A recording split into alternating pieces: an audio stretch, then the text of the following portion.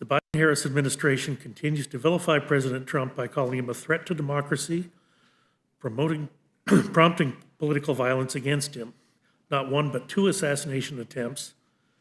This must stop, and I hope that the temperature of the rhetoric is lowered, and this latest example of unacceptable political violence never reoccurs. The Rules Committee will consider a variety of measures that break down some of the most egregious examples of woke lawmaking and the regulatory regime of the past few years.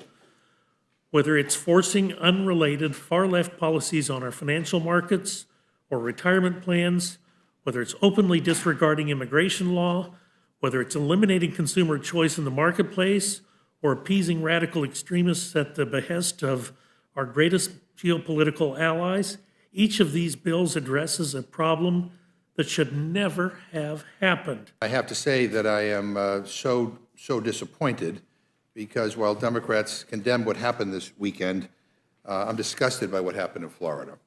But I've heard nothing from Republicans about the political violence being incited by Donald Trump and his running mate against the people of Springfield, Ohio. The children of Springfield, Ohio. 33 separate bomb threats.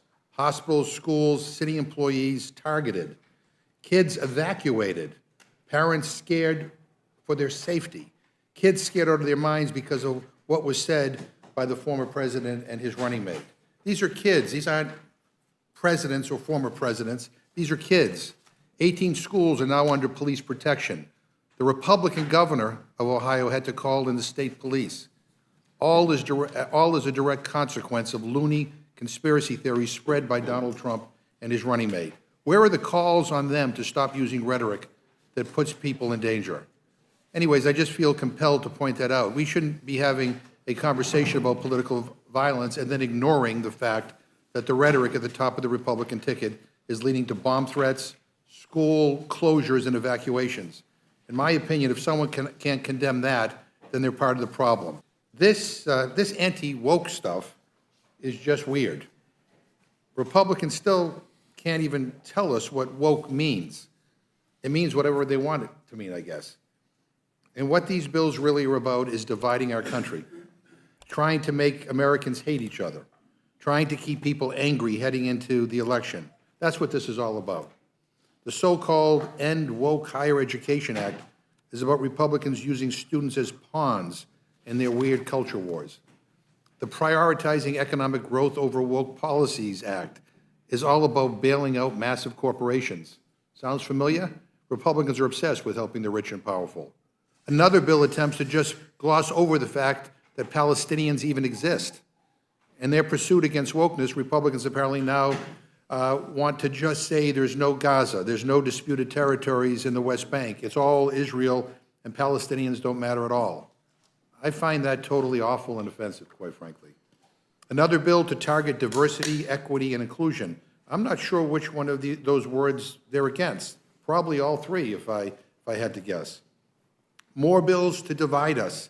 More bills to fearmonger and try to push their xenophobic and bigoted views. More bills to demonize immigrants and politicize violence against women. I mean, it's just disgusting. Especially considering that at one point, a majority of the Republican conference voted against extending the Violence Against Women Act. And now they have the nerve to come here and talk about violence against women? And of course, more bills to undermine and gut our nation's environmental laws, allowing more CO2 to get dumped into the atmosphere so corporate interests can make a buck. But they could care less about clean air or clean water. Look, here's the deal. Their weird obsession with woke, it's all cover. They want to use this culture war BS to distract from their Project 2025 agenda, distract from their burning desire to ban abortion nationwide, and distract from their Wall Street giveaways to billionaires and big banks. I mean, none of this is a surprise. They have the weirdest, wackiest, most extreme people in the country telling them what bills to bring to the floor. They are obsessed with controlling people, telling people what to do, and using woke this and woke that as a cover for the dystopian vision for what they want to turn this country into. It's horrific, and these bills are a total waste of time. This is a pathetic embarrassment. You know, rather than anti-woke week, Republicans ought to wake the hell up and do the people's business. And with that, Mr. Chairman, I yield back.